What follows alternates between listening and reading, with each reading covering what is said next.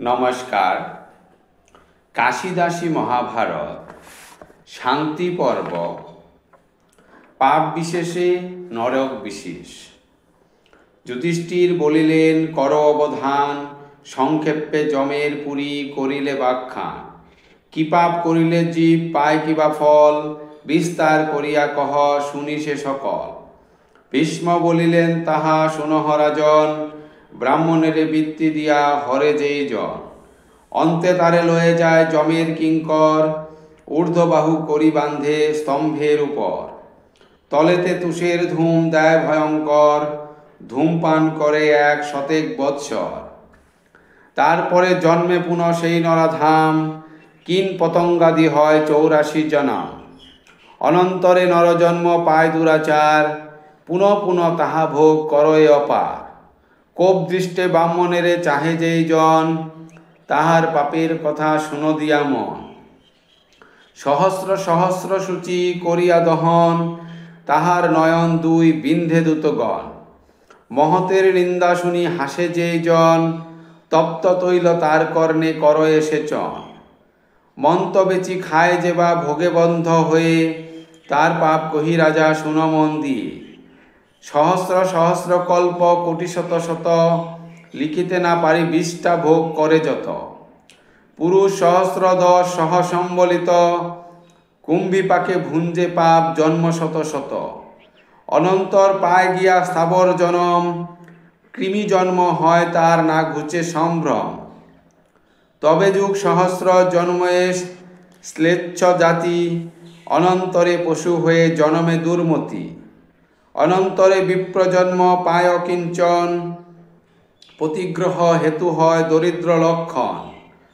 প্রতিগ্রহ পাপে হয় নরকেতে গতি, নামের বিক্রয়ে পাপ শুনহ নৃপতি। শতবংশ হয় সেই নরকে পরয়, তদন্তরে গিয়া পুনঃ রৌরবে ভময়। তদন্তরে সপ্ত জন্ম হয় তো গর্ধব, তদন্তরে সপ্ত জন্ম কুকুর সম্ভব। তদন্তরে শত শত শুকর জনম, 20টা মধ্যে কৃমি হয় না ঘুচে সম্ভ্রম। তদন্তরে লক্ষ লক্ষ মূষা জন্ম হয়, তদন্তরে সপ্ত জন্ম চণ্ডালত্ব পায়। তদন্তরে সপ্ত জন্ম হয় হীন জাতি, এই রূপে ভ্রমে সেই শুনহ নৃপতি। এই রূপে পুনঃ পুনঃ জনমে ভূতলে, ক্রমেতে যাতনা ভোগ করে কালে কালে। বল করি অনাথের ধন যে বাহরে, অন্তকালে পরে সেই নরক ভিতরে। পরেতে সহস্র জন্ম হয় পক্ষী জাতি, অশেষ যাতনা ভোগ করে নীতি নীতি। দেবতা উদ্দেশ্যে দ্রব্য আনি যেই জন, কিছুমাত্র নিবেদিয়া করয়ে ভক্ষণ। অসিপত্র বনে তার অন্তিমে গমন, অনন্তর হয় তার রাক্ষস জনম।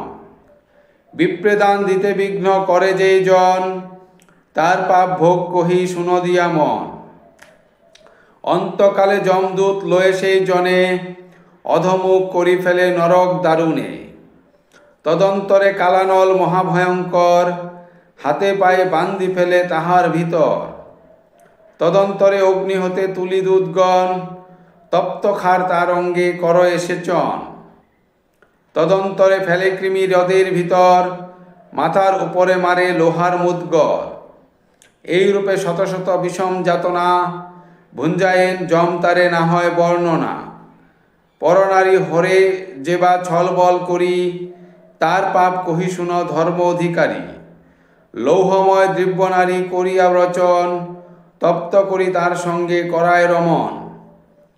স্বামী ছাড়ি যেই নারী ভজে অন্নপতি, যতেক তাহার শাস্তি শুন মহিপতি। লোহার পুরুষ এক করিয়া রচন, তপ্ত করি তার সঙ্গে করায় রমন। কটাক্ষ মাত্রেতে তারে রতি করাইয়া, কুম্ভীপাকে ফেলে তারে বন্ধন করিয়া। দেবতা প্রমাণে শত সহস্র বৎসর, তাবত থাকয়ে কুম্ভীপাকের ভিতর। তদন্তরে মর্তলোকে হয় পশু যৌনি, পুনঃ পুনঃ পাপ ভোগ করয়ে পাপিনী। পিতৃশ্রাদ্ধ দিনে যেই বিপ্রে কটু ভাসে, তাহার পাপের কথা শুনহ বিশেষে। মৃত্যুকালে ধরি তারে যমের কিঙ্কর, বন্ধন করিয়া তোলে পর্বত উপর, অধমুখে আছাড়িয়া ফেলে ভূমিতলে, হস্তপদ চূর্ণ হয়ে কান্দে সর্বকালে। তদন্তরে ঘৃতে অঙ্গ করিয়া মর্দন, অগ্নি দিয়া সর্ব অঙ্গ করায় দহন। পরাণে না মরে কেহ কাতর হইয়া, অসিপত্র বনে তারে ফেলায় বাঁধিয়া। তদন্তরে মর্তপুরে হয় পশু জনি, শৃগাল কুকুর আদি নকুল শকুনি।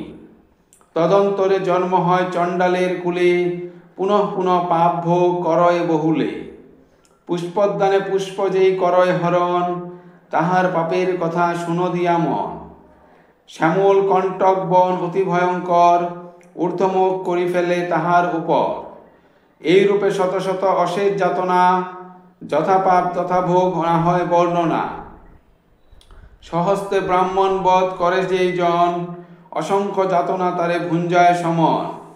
যাহার যেমন পাপ ভোগে সে তেমন, সংক্ষেপে জানাই পাপ ভোগের কথন। বিস্তারিয়া কহি যদি শতেক বৎসর, তবু শেষ নাহি হয় ধর্ম নির্পবর। অতঃপর শুনো ধর্ম ফলের লক্ষণ, যাহা হইতে পাপ ভোগ হয়তো খণ্ডন। মহাভারতের কথা অমৃত লাহেরি, শুনিলে অধর্ম খণ্ডে পরলোকে তরি। নমস্কার।